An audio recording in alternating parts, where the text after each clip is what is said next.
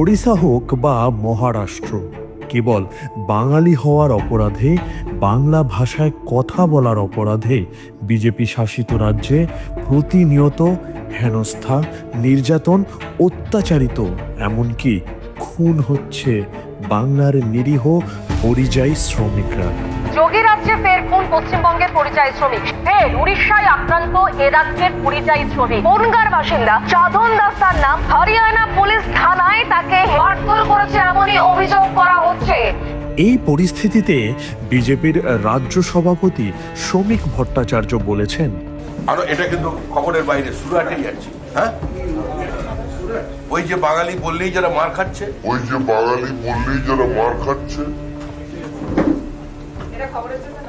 না না একদম খবরের জন্য নয়। খবরে হলেও আমার কোনো আপত্তি নেই।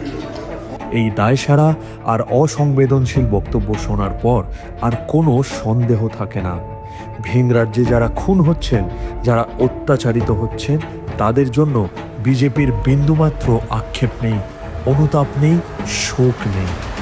মানুষের জীবনের দাম আজ বিজেপির কাছে নগণ্য।